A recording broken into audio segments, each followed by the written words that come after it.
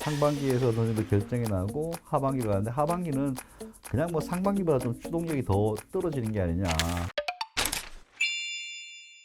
누구나 내 집 마련하는 그날까지 서기열의 집터뷰. 오늘은 부동산 기자들이 가장 많이 찾는 교수님이시죠. 심교원 건국대 부동산학과 교수님 모셨습니다. 안녕하십니까? 안녕하세요. 2022년이 밝았습니다. 네. 근데 올해 좀 상당히 혼란스러운 것 같습니다. 네. 네, 거래량은 확 줄고 있고 예. 약간 서울 지역에서도 일부 떨어지는 지역도 좀 나타나는 것 같은데 좀 올해 시장 진단 어떻게 하시는지요? 그게 일단 정부 진단부터 한번 봐야 될 것 같습니다. 네. 정부는 올 초 작년 말부터 하락세다라고 그렇죠. 하고 있는데 제가 알기로는 하락한 적은 한 번도 없고 그래서 무슨 말인지 모르겠는데 아마 정부에서 얘기한 건 상승세가 둔화되었다 이 정도로 보시는 게 맞을 것 같고요. 지금은 이제 언제든지 마이너스로 전환되긴 하겠지만은 고점에서 굉장히 불안한 양상. 대강 그 정도가 아니냐. 그리고 가격이 많이 올라가면은 기본적으로 수요는 줄고 공급은 늘고 뭐 그렇지 않겠습니까? 그렇죠. 뭐 일반적인 이론에 다 그렇게 네. 나오니까 이게 계속 가면은 야 이거 뭐 야 이대로 계속 가는 게 맞아? 이 사람이 다 불안해집니다. 그렇죠. 그러면은 이제 여기서 누구는 야 이 좀 팔아야 될 것 같기도 하고 지금에서 현금 실현했다가 경제가 또 뭐 이렇게 좀 뭐 금리라든가 이렇게 좀 바뀌면은 좀 이렇게 저점에 뭐 손을 갈아탄다 뭐 이런 얘기 있잖아요. 그죠? 그렇죠. 뭐 그런 것들도 좀 있을 것 같은데 그런 것들이 다 맞물려 있는 것 같아요. 그래서 지금 현재는 아주 불안하다. 근데 빠지려고 해도 또 만만치 않은 것 같아요. 그렇죠. 사실 빠질 수 있는 환경이 아니라는 네. 얘기들을 많이 합니다. 이게 빠질 때는 보통 이제 너무 고점이라는 게 하나가 있어야 되고 뭔가 거시경제 충격이 있거나 공급이 있거나 뭐 이래야 되는데 그 거시경제 충격은 전부 다 뭐 저 부총리님마저 퍼펙트 스톰이 올 수 있다 뭐 이런 얘기까지 하셨는데 아직까지는 안 오는 것 같고 그 다음에 저기 공급이라는 거는 뭐 어차피 한참 걸려야 되고 그러니까 이게 과연 이 빠지는 요소가 너무 약한 거예요. 그러면 이제 오를 요소를 한번 봐야 되는데 네. 오를 요소들은 전세난이 지금 해소됐을까? 전세도 저는 그렇게 보거든요. 최근에 전세난이 좀 해소됐다라고 생각하는데 이게 예를 들어서 작년에 5억 하던 전세가 지금 거의 한 9억까지 갔거든요. 그럼 거기서 조금 떨어진 거예요. 이게 해소된 건가?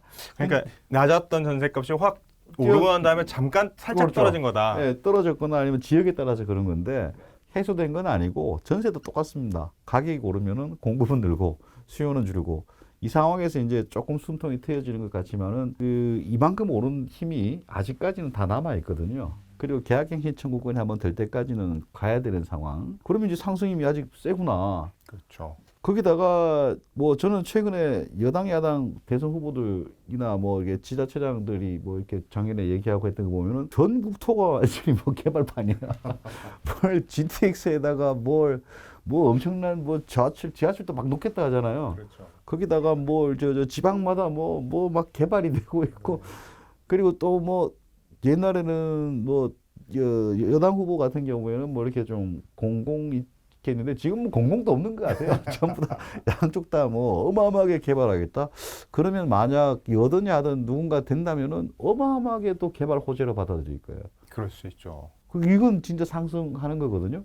그렇죠. 근데 이 상승이라는 게 그럼 우리가 뭐 강남의 아파트가 뭐 100억, 200억, 300억 무한대로 올라갈 그건 것이냐? 아니기 때문에 그 상승 압력이 있긴 있더라도 그렇게까지 세진 않을 거다. 그래서 조금은 상승하겠지만은 그게 지금까지 오른 게 너무 올라간 게 너무 힘들기 때문에 뭐 상승률은 많이 떨어질 거다. 좀 그렇게 보고 있습니다. 아, 그러니까 오르기는 많이 올랐고 너무 오른 거에 대한 네. 약간 반작용은 살짝의 조정, 네. 미세 조정 정도는 예. 있는 상태로 지금 현재는 진단하시고 예. 떨어지더라도 그렇게 크게 떨어질 수는 없고 오히려 올라갈 요소가 더 많다. 지금 현재는 그렇습니다. 그러니까요. 이게 보면은 사실 상승폭이 많이 둔화되고 거의 그렇죠. 0에 수렴하고 있는 상태인 예. 건 맞지만 예, 그렇다고 상승은 하고 있습니다. 완전 하락 국면에 확 접어들었다 이렇게 보기는 좀 어려운 그렇죠. 시점인 것 같아요. 지금부터는 이제 하락까지 갈 수도 있고, 근데 이때 고점에서는 이렇게 엎치락뒤치락합니다. 그렇군요. 그렇게 봐야 되겠습니다.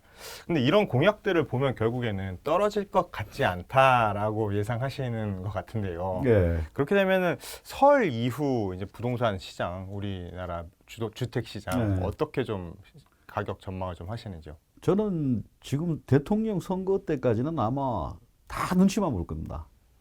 지금 이제 정부에서 어떤 양도세를 1가구에 대해서는 좀 완화시키고 뭐 이런 게 있잖아요. 반응이 없습니다, 지금. 거의 안 나오고 있습니다. 그 말은 뭔가 하면은 이거 한 몇 달 기다리면 말이야. 뭐가 이렇게 바뀔 텐데. 그럼 내가 지금 굳이 뭐 정부에서 당근을 제시한 게 이만큼 내는 걸 요만큼 내게 해주는 거거든요. 근데 이만큼 내는 걸 이만큼 내리겠다는 사람들 후보가 있습니다. 그리고 이제 여당, 야당 둘 다 뭐 낮추겠다 이런 것들이 있기 때문에 국민들이 과연 거기에 반응을 하겠는가. 그리고 이제 지금 저는 이제 개발 호재로 인식할 만한 것들 몇 가지를 보게 되면은 이제 재건축하고 이쪽이 제일 많거든요. 네. 재건축하고 재개발의 규제 완화로 인한 가격 상승인데 그것들이 지금 다시 또 추가적으로 폭등세까지 가는 건 아닌 것 같고 그냥 이제 여든 야든 이제 여가 되면은 그분이 그렇게 말씀을 하셨지만 그렇게 갈까에 대한 의구심이 있으니까 좀 그런 것 같고 야가 되면은 아마 지금 재개발 재건축은 단기적으로 호재로 받아들일 거예요. 그렇지만 이제 상승률이 그렇게 폭등하지는 않을 것 같고 그래서 뭐 요약하면은 한 6월 달까지는 제가 보기엔 조금씩 오르거나 조금 뭐 떨어지거나 이렇게 좀 혼조세를 보이면서 그래도 상승 압력이 좀 크지 않느냐 개발 호재로 인해서 그 대신 계속 눈치만 볼 거예요. 저는 이제 여당 후보가 되면은 뭔가 정책이 딱딱딱 만들어지겠지만 야당 후보가 되면은 이제 만들어지는 정책도 없고 이게 뭐 2024년인가 그 국회의원 선거가 있더라고요. 2024년까지 아마 만만치 않을 겁니다. 그렇죠. 이제 여소야대 상황이 벌어질 네. 거기 때문에 사실 국회에서 만드는 정책이 굉장히 그렇죠. 많잖아요. 특히 작년, 재작년 굉장히 많았잖아요. 그런 것도 쉽게 바꾸지는 못할 것 같긴 해요. 그렇죠. 행정부에서 할 수 있는 것도 상당히 많긴 합니다. 근데 이제 행정부에서 할 수 있는 것 외에 뭐 제초안이라든가 제초안 이런 건 어마어마한 거거든요. 이건 다 국회에서 하는 거고 국회에서 하는 부분이 꽤 있습니다. 그렇기 때문에 이제 갈등 상황으로 계속 가지 않겠느냐. 그거 참조하면은 특히 이제 뭐 양도세 이런 거 푸는 거는 어마어마하게 어려울 겁니다. 근데 지금 이렇게 심지어 양 후보 다 얘기를 하고 있음에도 불구하고 이게 법제화 되려면 상당히 시간이 걸릴 것이다. 아주 쉬운 여당이나 좌파에서의 프레임은 항상 그 부자 감세가 나올 거예요. 부자 감세 나와서 뭐 저 친구들이 저렇게 많이 벌었는데 그걸 다 하겠냐. 그러면은 이제 아마 야가 되더라도 그렇게 뭐 파격적인 것들을 하긴 어려울 거예요. 그러면은 일단 상반기까지는 사실 예상을 하셨습니다. 조금씩 올라가고 눈치만 보다가 이제 상반기에서 어느 정도 결정이 나고 하반기로 가는데 하반기는 그냥 뭐 상반기보다 좀 추동력이 더 떨어지는 게 아니냐. 아, 오히려 더 왜 그런가 하면은 보세요. 이제 7월쯤 되면은 이제 임대차 계약 갱신 청구권 그게 이제 딱 끝나거든요, 그게. 근데 이제 임대차 계약 갱신되면 작년에 보통 예상을 할 때 사람들은 내년이 올해가 이제 어마어마하게 폭등할 것이다 그렇죠. 했는데 올해 엄청 뛸 거라고 네. 많이들 예상했죠. 근데 저는 그 전에 다 뛰어가지고 올해 뭐 살짝 뛰거나 아니 지금 5억 하던 게 한 8억까지 갔으면 되지 또 뭐 올해 또 12억 사람이 못 삽니다. 사고 싶은 사람도 살 수 있는 능력이 없어가지고 그까지 못 갈 거예요. 왜 다른 측면도 봐야 되는데 수요가 늘어나는 측면 있잖아요. 계약갱신하면은 수요가 늘어나는데 계약갱신하면 공급도 무진장 늘어납니다. 아, 공급도 늘어난다고 봐야 될까요? 당연히 늘죠. 그저 4년 계약 끝났으니까 아. 집주인 입장에서 내놓을 거고 그렇죠. 사고자 하는 사람 둘 다 많아지는 상황이에요. 그러니까 우리는 계속 수요가 폭증하기 때문에 늘어난다 했는데 공급도 거의 비슷하게 늘어날 거예요. 물론 전체적인 숫자는 약간 공급이 줄겠지만은 그 말은 이제 그 상반기까지 상승하면 그걸로 이제 대강 뭐 좀 퉁칠 수 있는 게 아니냐. 그럼 하반기 때는 이제 새로운 재료 같은 게 없다는 거야. 거시 경제는 계속 힘들어질 것이고 이게 항상 상승 요소, 하방 요소 이런 게 있는데 뭐 정부에서 말하는 유동성이라든가 뭐 뭐 가구 분화 이런 것들은 항상 밑에 깔려 있는데 그것들이 새로운 재료가 되어 가지고 상승 압력을 올리기는 쉽지 않아요. 근데 새로운 재료가 이렇게 항상 주는 건데 상반기까지는 이제 대선 지방선거가 이슈가 있고 또 하나는 이제 계약갱신 청구권 만료 이슈가 있습니다. 그러니까 이제 상승 압력이 다른 것보다 좀 크지 않느냐. 근데 하반기 때는 이제 뭐 다 사라져요, 상승 압력이. 그냥 같은 변수고 그대로 남아 있는 거죠. 네. 추가적인 변수가 아니라는 거예요.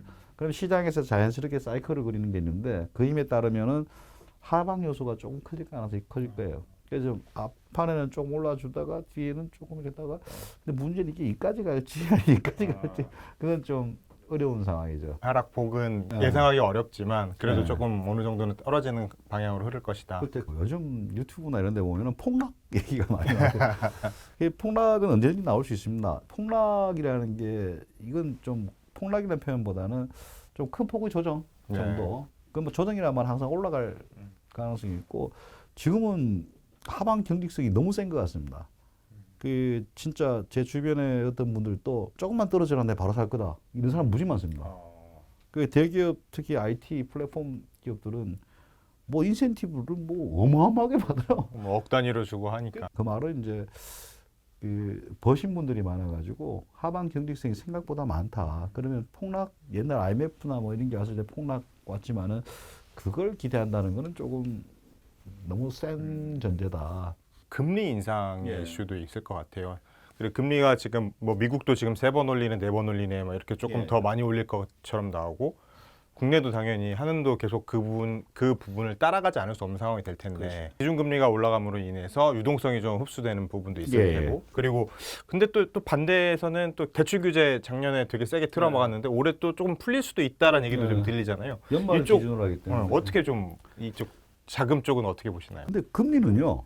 금리 자체가 영향을 그 해에 미친 적은 저는 한 번도 본 적이 없습니다. 오래 걸린다는 얘기죠. 예, 뭐 화폐 수량세에 따라서 이제 한 2, 3년 지나면은 뭔가 이렇게 확 이렇게 조정은 받지만은 그 말은 올해의 이 요소로만 영향을 주기엔 상당히 어렵다. 근데 금리가 영향을 주는 것들은 또 이런 것들은 있습니다. 금리가 오르면은 뭐 거시 경제가 나빠지거든요. 투자가 줄고 위축이 오고 그에 따라서 수요가 줄고 수요가 줄면 가격이 떨어지는 그런 프로세스는 있습니다. 근데 시간이 좀 걸립니다. 지금 올해 물어보셨잖아요. 올해는 지금까지 하여튼 우리가 금리를 여러 차례 올렸습니다. 올린 해에 떨어진 경우는 거의 없습니다. 뭐 몇 년 뒤인가요? 1년 뒤, 2년 뒤? 한 1년 반, 2년일 수도 있고. 근데 이제 재밌는 거는 금리가 지금 이제 예를 들어 작년에 한 3%대 주담대였는데 지금 한 4%대까지 갔잖아요. 그럼 이제 25bp씩 한 두세 번 올린다. 앞으로 추가로. 한 두 번이나 더 올리겠죠. 세 번이나. 그 많이 못 올릴 거야. 많이 올리면 또 이제 자영업자 이렇게 딱 힘들어지고 거시경제 힘들어지니까.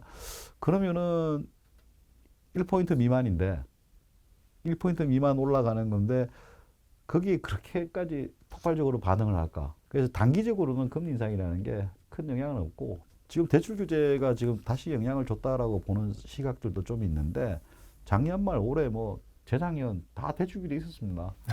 총량 제한을 이제 작년에 6%로 하긴 했지만은 올해 지금까지는 아직은 뭐 아닌 것 같고 그리고 15억 이상짜리들은 뭐 대출이 거의 붕지돼 있잖아요. 안 나오죠. 그래도 계속 하고 있거든요. 그것들 보면은 대출 규제가 단기적으로 어떤 영향을 주는 거는 좀 상상하기 어렵다. 그 대신 대출 규제를 뭐 정부가 거의 아이씨 꼴보기 싫어 해가지고 한번 확 더 하는 경우 있습니다. 더 세게. 더 세게. 네.